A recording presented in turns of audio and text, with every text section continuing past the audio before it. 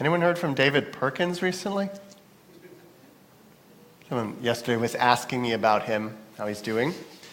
I think he's still in California.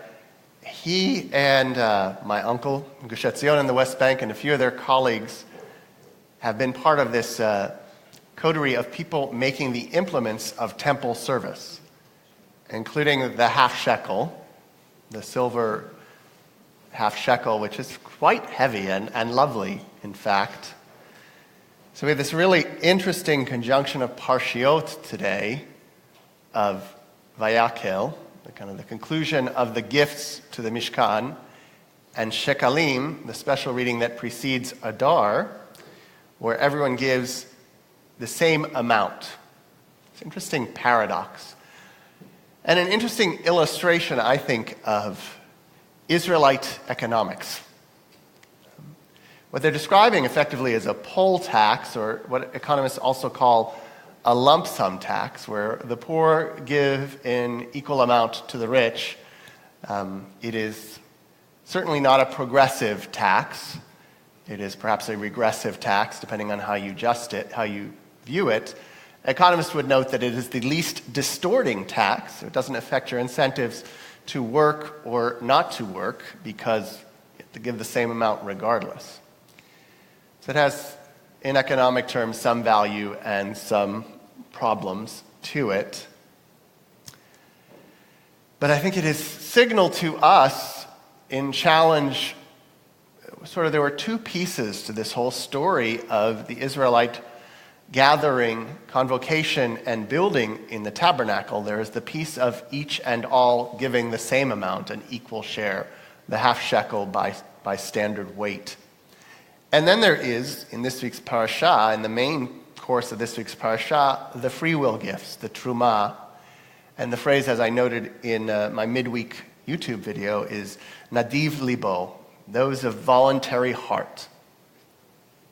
That we give out of gratitude or out of voluntarism or out of sheer willingness and grace, the sense that we have enough, that we have something to contribute, that everyone whose heart so moved him or her, and by the end, there was so much gold, they said, enough.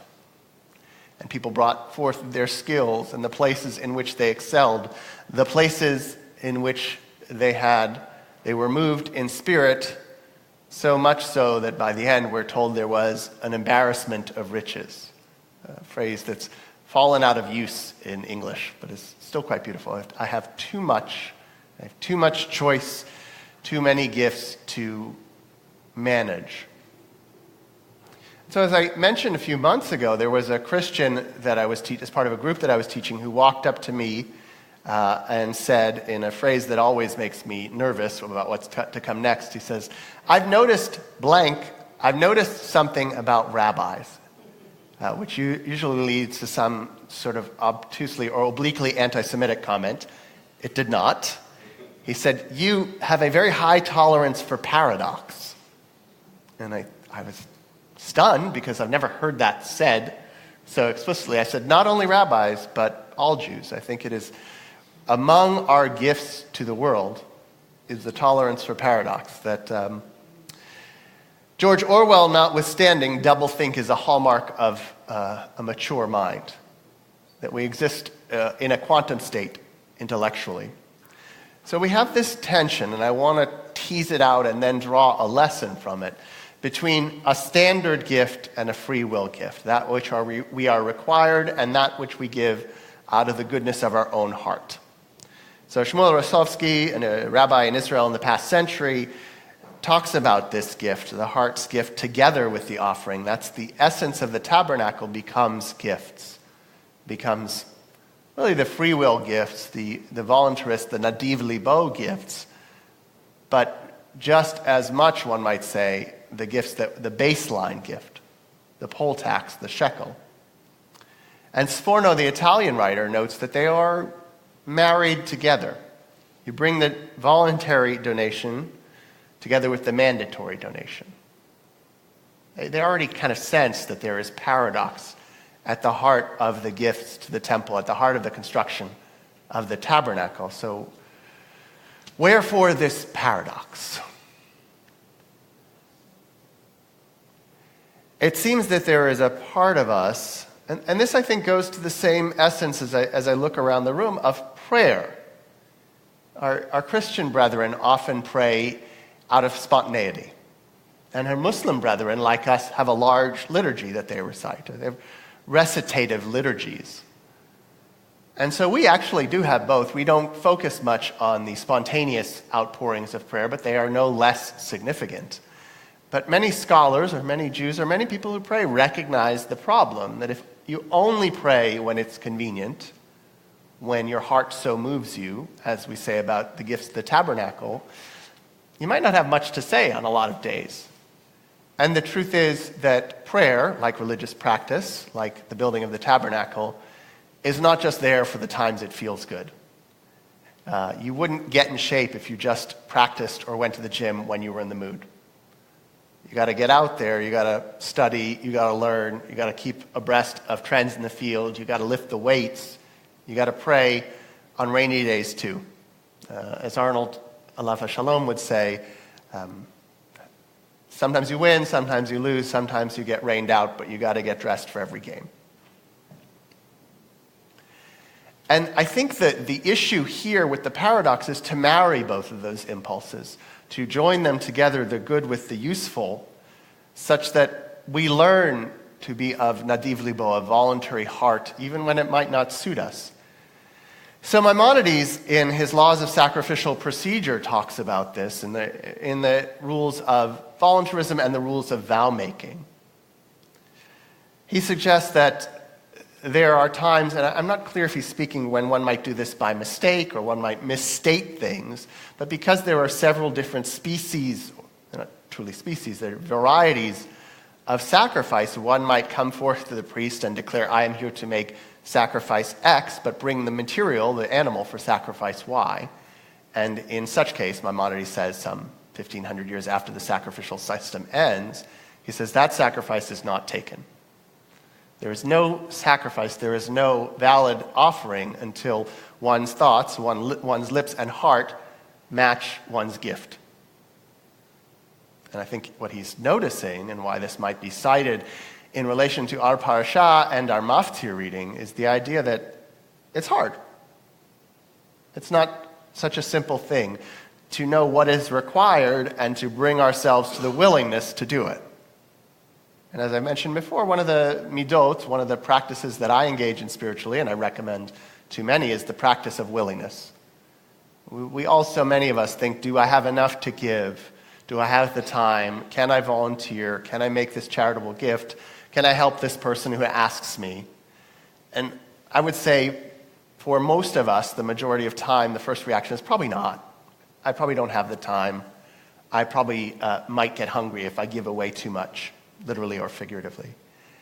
And so I think what Maimonides is suggesting is do it anyway. That's the nature of the shekel contribution. You're not offered a choice in some things, and that sets up a baseline of voluntarism, a baseline of willingness, and say some that fear of responsibility can overwhelm the sense of gratitude, the sense of enough, that we fear what might come, we fear the future, we fear for our inherent and future capacities, and so the sense that we have enough is sometimes squashed. But we can overcome that, say some sages, with love and faith, or frankly with just mitzvot. That, in many ways, is the nature of the Jewish religious system. To heck with your feelings, sometimes you just got to do. And I think that's a strong and important religious message. That's exactly where I challenge the idea of spiritual but not religious. To me, the undercurrent of spiritual but not religious, and I apologize to anyone who says this in the room, is I like feeling good, but I don't want to have to do it on anyone else's schedule. There's a discipline to sitting in this pew every week. There's a discipline to showering and getting up early to come to minyan and lead minyanim. There's a discipline to eating what kashrut tells you to eat rather than going to Gus's fried chicken, which I have thought about every day this week when I drive my kids to jiu-jitsu. How can I sneak out to Gus's fried chicken? I'm so curious what it tastes like. What? Yeah. Oh, she knows this one. Yeah, this is in the Talmud, I think, in Brachot, that if you have urges, you should dress in all black and like wear sunglasses and a hat and go to another city. So if you see someone who looks like me at Prince's in Nashville, it's my doppelganger. Back to the matter at hand. But not so far removed. Our tradition often says, especially with kashrut, what we ought to say is not that I dislike pork, but oh, how much I would love bacon, but my master in heaven commands me not to. And I think discipline is the cornerstone in some ways to adulthood. You don't treat your kids well because you feel good that day. Certainly not when they wake you up at 5:20 on a Saturday morning. You treat them well because you're their parent. So Chaim Joseph David Azulai, who wrote in the Near East about 200+ years ago, says, it's well known that there's this chasm between thought and action, between a goodwill and the realization of that action. And there are many great ideas and many of good heart's desires that we don't achieve. Here there was goodwill and accomplishment. When I'm late, I say, I had the goodness of heart. I was true in my heart to be on time, but something happened. And I think that's what he's getting at. That we might have the goodwill, the voluntarism to do the right thing, but it doesn't always work because we don't feel compelled to do it. And so that's the religious system we live in, is that there is opportunity and space for goodwill, but also assurance of a baseline of activism and action and requirement. And you can fall into a spiritual paralysis if there were no external pressure to come to Talmud class. If people weren't waiting for you to lead minyan. If people weren't waiting for you to read from the Torah, you could watch the weather and say, I'm going to stay home. That's why we have to be part of a minyan. That's why we need 10. It encourages us to arrive. And another piece of this paradox is that in overcoming paralysis, we are often filled with the goodwill. The Ori Yesharim, Moshe Chaim Luzzatto, one of the early ethical writers in Amsterdam, also about 200+ years ago, talks about this idea of nasa libo, their hearts being lifted. And as they lifted, as they brought the gifts, they too were lifted. That's how it works. We sometimes resist the actions that are desired or important to us or that our Creator demands. And sometimes we can be overcome. Those resistances or paralyses can be overcome by force of will or by force of external coercion. And in doing so, we realize we wanted to do it all along. I'll leave you with the image that a physics teacher once offered us. Some days you wake up and you don't want to go for a run, but you realize that's your discipline, that's your training. You go for a run, and you really enjoy it anyway. That's, I think, the message of mitzvot and the shekel and the truma.